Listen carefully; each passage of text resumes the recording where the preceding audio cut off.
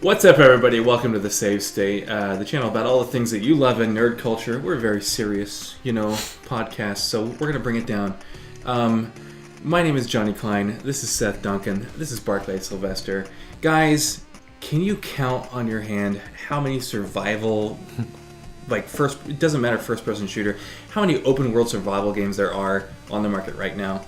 I don't think I have enough hands. I know, right? Yeah. There's so many. So I feel like game companies are oversaturating the market with different types of genres. MMOs, survival games, you name it. What are some of the types of games that you guys are seeing that you just wish they would just leave alone? MMOs would be a big one. Okay, there's a good question. MMOs or a good MMO, a different type of MMO? Man, personally, I mean, I know this isn't necessarily answering your question, but I just cannot get zombies out of my head right now, because there are so many zombie games, and you could kind of offshoot it to the survival thing, like what we were talking about before. But it's just it just blew up in culture for the last 5 to 7 years or whatever it is, and it's just and you can see it. I feel like you can get a good idea of game trends by going to the Google Play Store and the iOS Store. And just looking through the games and seeing what's in there, because 10 different companies will release different little mini versions of it or whatever, but it is full of zombie crap. You're saying zombies in every genre? They're just... Yeah, that's the thing that I'm saying, it's kind of saturating across genres. It's not necessarily its own, you call it a genre, but yeah, it's why does it have to be that? Okay, so in these cases, I feel like there's usually one game that kind of defines a zombie game, one game that perfects it, and then everybody tries to copy it. So in the terms of a zombie game, who started it, who perfected it? I want to say DayZ started it? You think the original Arma mod? I'd probably... Well, I don't know when that came out, but I'm jumping back to Left 4 Dead. That's what I was going to say. Okay, so if Left 4 Dead started, I would say Left 4 Dead still did it best. As far as pure fun, Left 4 Dead is my absolute favorite. Yeah, I think it's a great game. Yeah, so there are the rare cases where the inventor of the genre, I guess if you could say that, kind of defined the genre. Right. Whereas MMOs were out for... at least quite a while with EverQuest and Ultima, City of Heroes and whoever else before WoW came out. But that's another case of somebody else invented the genre, somebody perfected it, everybody tries to replicate it.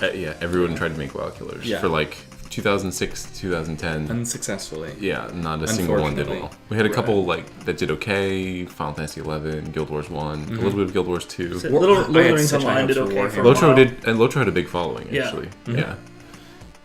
Some huge failures. Star Wars being the biggest one, probably. Oh my gosh. Yeah. For those of us that bought into the Old Republic and then making it free to play. Also, I can't tell you how many MMOs I bought into. Yeah. That have become free to play. I've tried a lot. Right? Probably the worst being Age of Conan. Okay. Well, that was back when DirectX 10, they were like, "Oh, this is the first MMO with DirectX 10. Get your video cards ready." It looks like shit. Honestly, I had fun with it, but it was a terrible game. Yeah. Well, there were a lot of things where, one of the reasons why WoW is so successful, I don't think it has really anything to do with the fantasy, stylings or anything. It's that it was appealing to a number of people in its play style. Because you have, Pirates of the Burning Sea. Sounds awesome. If I just tell you what it's about, it sounds like a game that you want to go play, and then nobody played it. And Eve, again, is a good example of, Eve's a big counterpoint, I think. Yeah. Because Eve's been super successful in its own. They focus their scope. They do it incredibly well. They have a huge following. Right. Yeah, and I think one of the things that they did different, they actually are a good counterpoint to Blizzard as well. They work really hard, more than most other companies, I think, at making sure that they're talking to the players to figure out, what's broken in the game, what do you need us to fix, that sort of thing.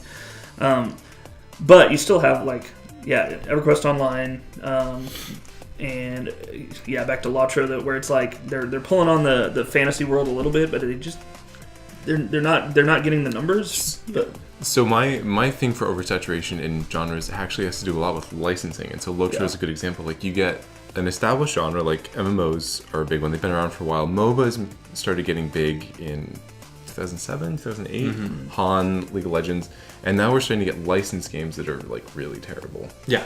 And this new, is it Marvel has the new, or DC has the new MOBA coming out, I just read. Yeah. And just about everybody who is anybody is getting on the MOBA train. Yeah. And so Dota was good and fun for a while. I was not big into Han or LOL. I just couldn't get into it. I really liked Heroes of the Storm. Yeah, which is kind of funny because we see this cycle, and right now we've seen the MMO cycle. Yeah. We're in the middle of the MOBA cycle. Right.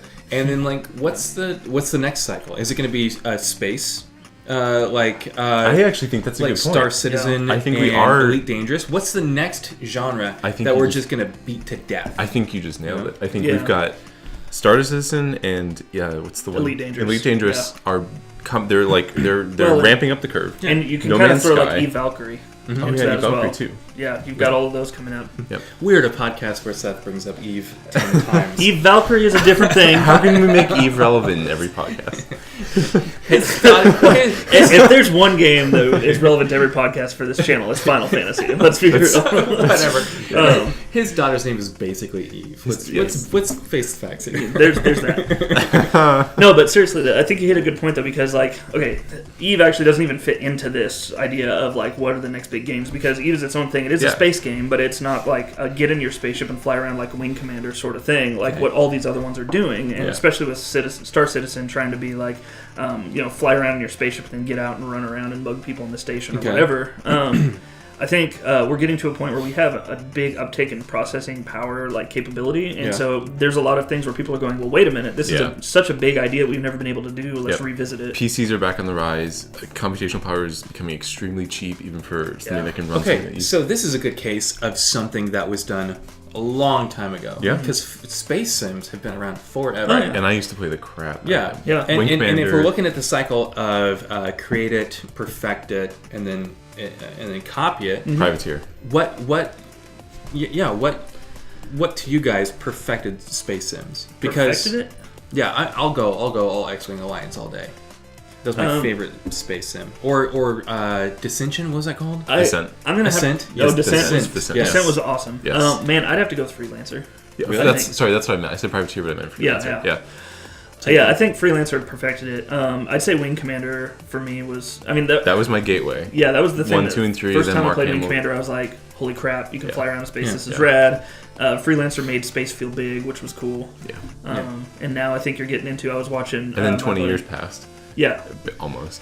Yeah, and then I was watching my buddy play Elite Dangerous and how huge that is.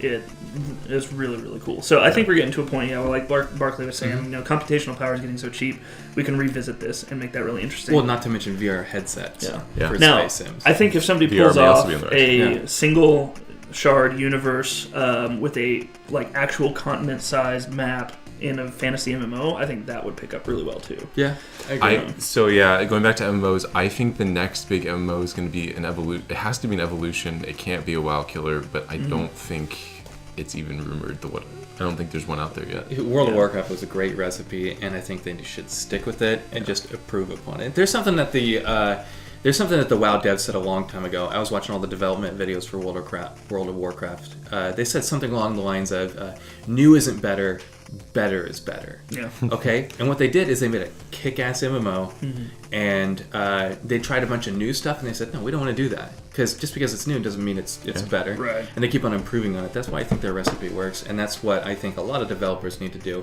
That way, we don't saturate this market so much. The other thing, obviously, is that Blizzard decided that the writing was on the wall and they are not going to make a second gen MMO. Project Titan was completely killed. They cannibalized all the assets to make Overwatch, which is a Team Fortress FPS.